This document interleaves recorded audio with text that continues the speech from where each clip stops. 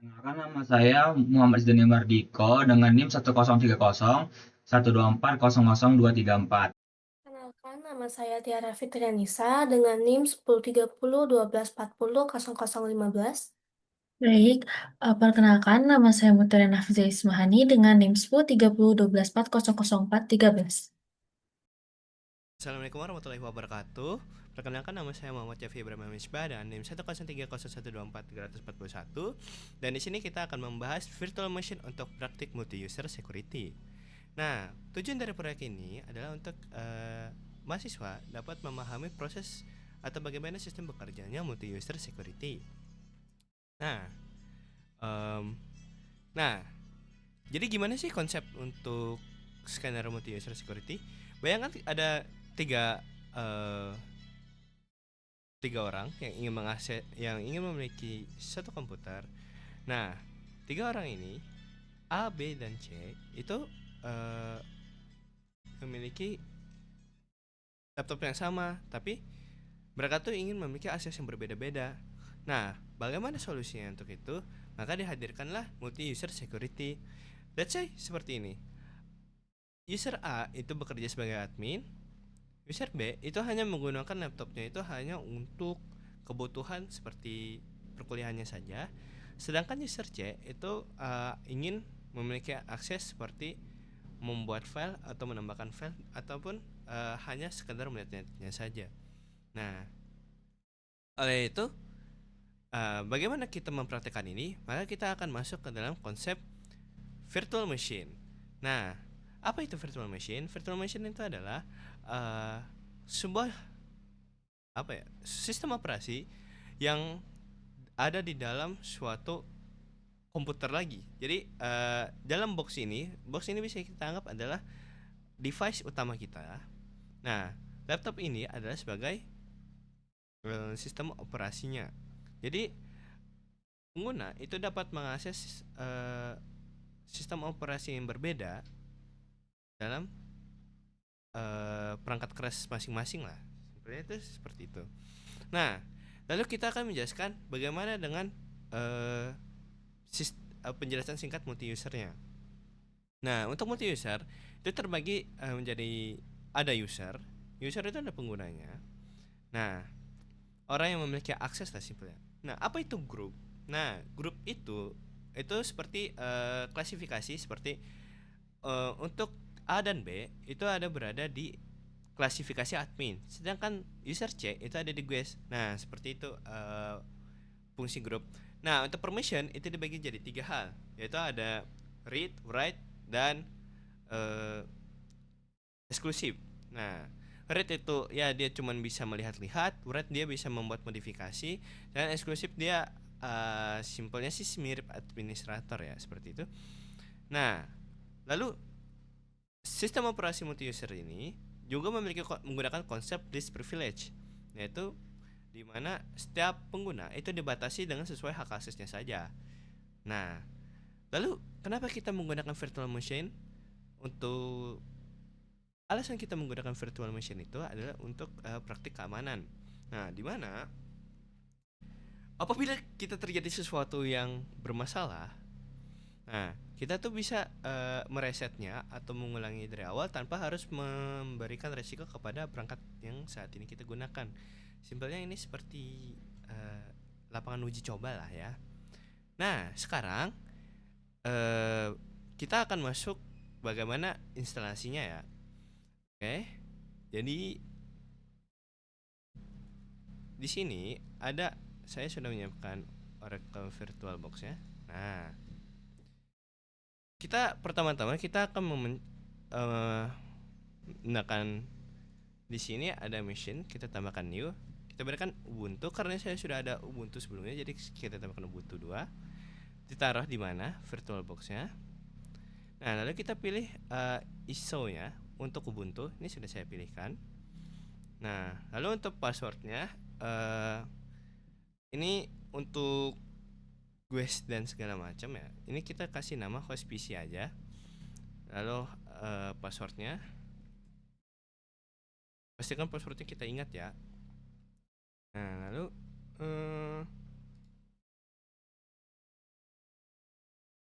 mm, mm, mm, mm, mm, mm. Oh, nah ini untuk dua. Nah, lalu untuk kita itu mengatur memorinya. Memorinya kita atur untuk sebanyak 4 GB saja dan CPU core-nya 4 supaya prosesnya lebih cepat. Lalu untuk storage-nya kita cukup taruh di 20 GB saja. Nah, setelah itu kita finish. Nah, sebelum itu jangan langsung di run karena kita harus ini otomatis di run. Kita harus melakukan setting di sini. Kita tutup dulu. Nah, pertama kita harus setting dulu. Dia masih belum discard. Nah,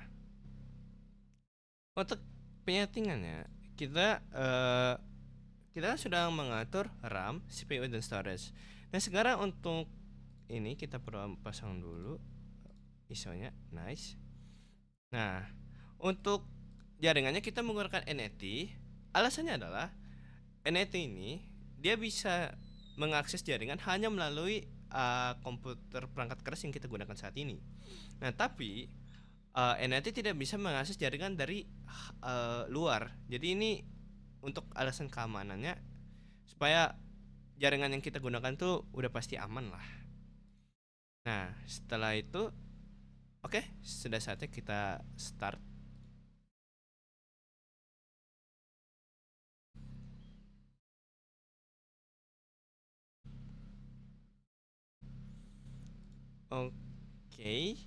Kita try install Ubuntu nih.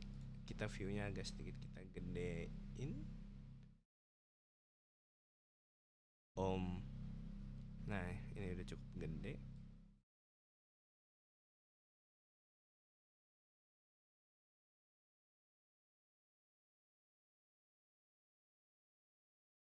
Selamat datang di Ubuntu.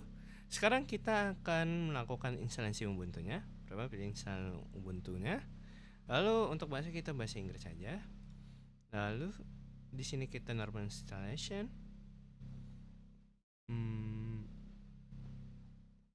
Kabarnya kita ada loadingnya dulu. Jadi fungsi kita mengambil CPU 4 dan RAM 4 itu supaya mempercepat proses instalasi dan membuat segala aktivitas kita nanti dalam virtual machine ini berjalan dengan cepat ya. Kita continue aja di sini.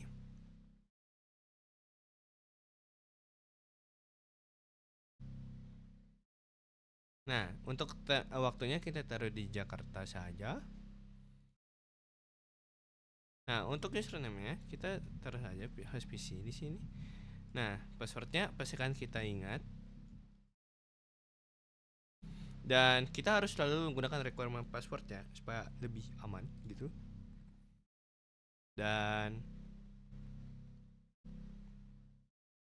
nah, untuk penjelasan singkat terkait password dan keamanannya. Jadi password itu ya yang pasti cukup secure ya untuk kita ya. Nah, kenapa kita tadi membutuhkan setiap kali masuk ke virtual machine harus login? Itu untuk jaga-jaga apabila ada pihak luar yang kita tidak beri akses itu mencoba untuk mengakses virtual machine kita. Ya menjaga supaya hal itu nggak terjadi dan mencegah mereka walaupun mereka mencoba itu nggak akan bisa masuk.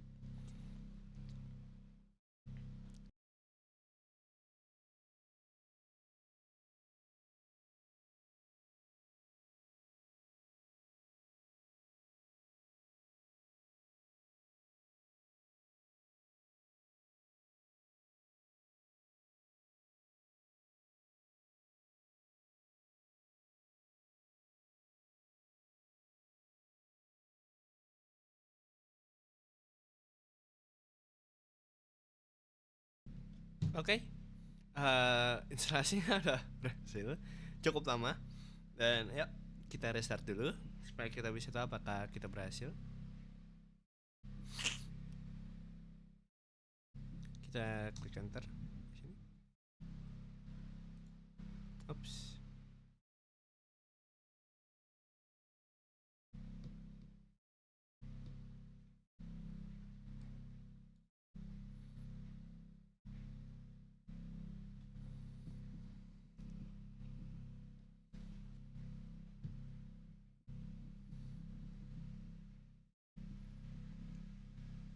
Nah, sekarang kita login kan sesuai dengan password yang kita buat sebelumnya. Coba enter. Cep, proses instalasi selesai dan akan dilanjutkan dengan rekan saya Jida Mardiko. Terima kasih semuanya. Oke, di sini saya akan menjalankan Ubuntu saya, apakah berjalan normal atau tidak.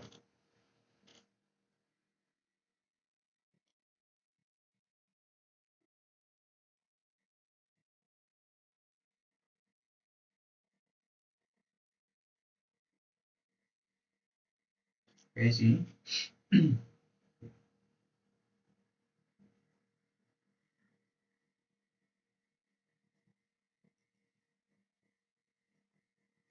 Oke, sudah masuk, maka saya sini akan memakai Hospicy sebagai usernya, memakai password.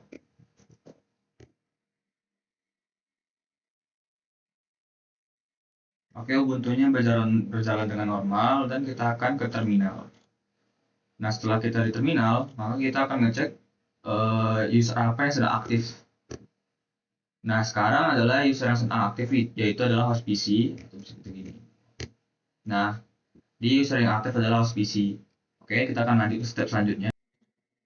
Oke, kita akan lanjut ke yang soal yang C, itu membuat user Linux sesuai nama anggota kelompok. Nah, tadi sudah saya buat, maka akan terbuat yaitu admin Tiara, staff Muti, staff Zidane, dan Gas Almi. Nah, kita lanjut ke D itu login dan verifikasi setiap user. Nah, mari kita cek dulu apakah yang sudah codingan kita buat tadi apakah berjalan atau tidak.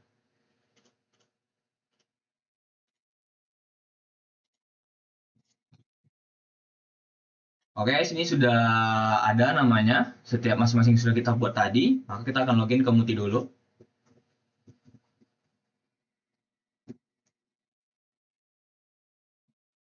Oke, yang Muti berjalan dengan lancar, nggak ada kendala sama sekali. Coba ke akun selanjutnya. Oke, kita lanjut ke yang ke admin dulu, yaitu Tiara.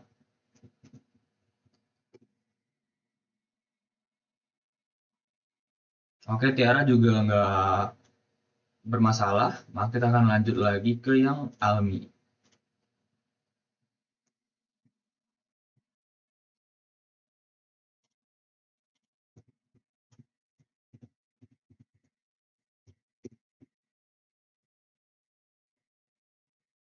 Oke, Almi juga tidak bermasalah. Coba mari kita cek ID-nya dulu. Oke, ini aman. Punya Almi aman. Oke, gas Almi. Coba cek yang Zidan.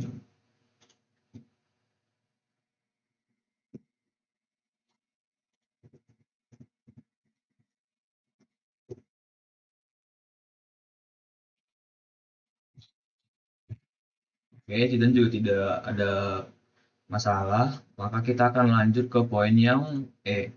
Menjelaskan hubungan user nyata dengan accountability penggunaan user generic tidak diperbolehkan.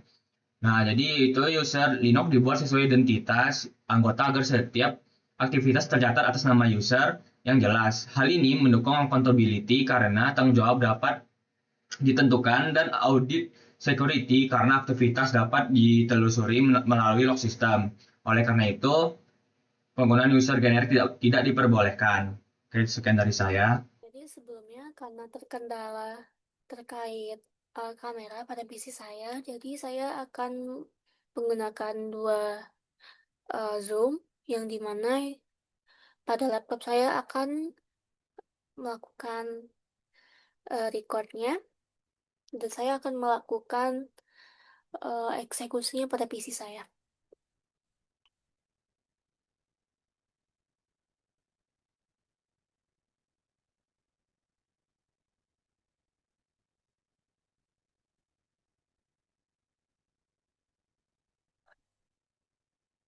Jadi di sini saya udah nambahin beberapa usernya.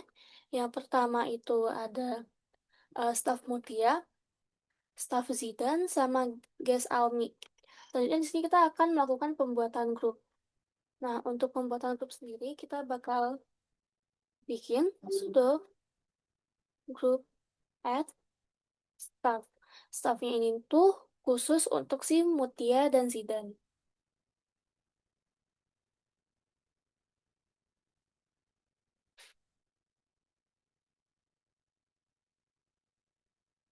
Karena udah exist, berarti kita nambah lagi sudo grup add guest untuk Almi. Habis itu ada sudo grup add untuk admin. Nah, setelah sudah, kita bakal nge-assign masing-masing user itu sesuai perannya ke dalam grup yang sudah dibikin tadi. Dengan cara sudo user mod min admin. Nama itu ada staff. Yang mana tadi nama itu adalah staff staff Mutia. Jadi kalau udah gantian ini staffnya Zidan. Lalu ada penambahan untuk guestnya ke guest Almi. Tapi jangan lupa di sini kita juga harus nambahin usernya ke grup yang udah dibikin tadi. Berarti admin, admin, Tiara. Nah, kan ini udah di-assign semua nih. Udah dalam pengaturan folder. Selanjutnya kita bakal eh, bikin dulu folder baru namanya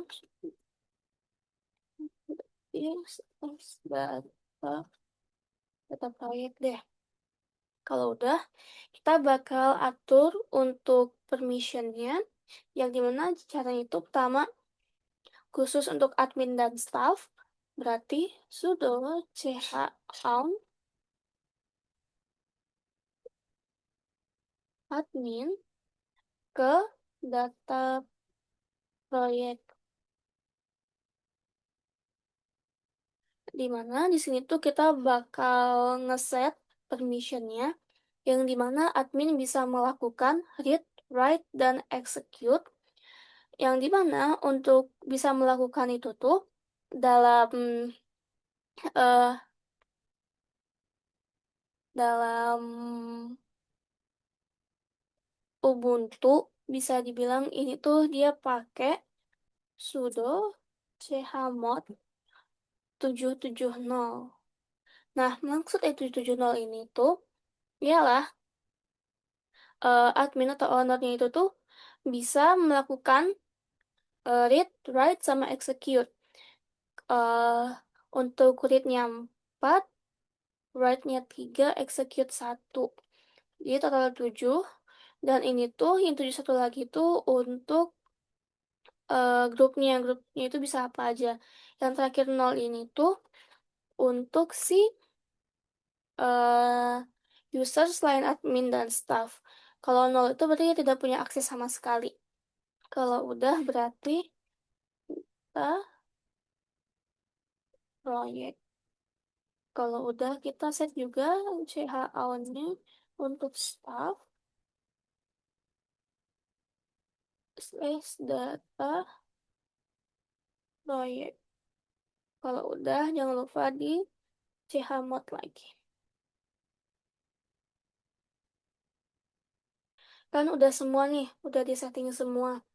Nah, selanjutnya kita bakal ngejelasin list privilege yang paling sedikit dapat aksesnya, yang dimana pastinya guys dapat akses yang paling kecil.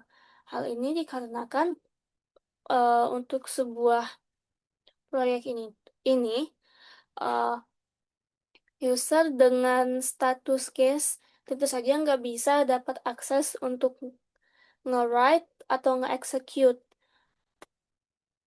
Mungkin bisa untuk membaca datanya, tapi kalau menurut pemahaman saya, sebagai guest untuk mengetahui data dari sebuah proyek itu harusnya nggak dapat permission. Jadi udah lanjut kita ke demonstrasi akses legal dan ilegal. Nah, untuk bisa ngelakuinnya kita bakal kita ganti user dulu ke staff Mutia.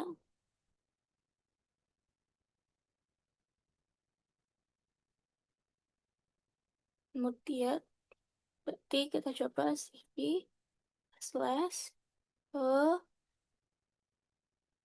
data ya. Di sini bisa dilihat kalau staff bisa memiliki akses ke folder data proyek. Kalau misalkan kita ganti user lagi ke staff juga, misalnya staff Zidane.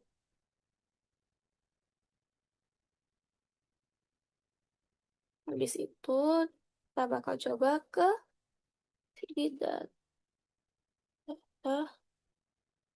proyek. Nah, untuk Zidane juga bisa ngeakses folder data proyek. Coba kita keluarin lagi. Tapi kondisi yang sekarang kita bakal masuk sebagai guest Almi. Seharusnya kalau misalkan di-execute sebagai guest Almi nggak bisa masuk ke folder ini. Eh,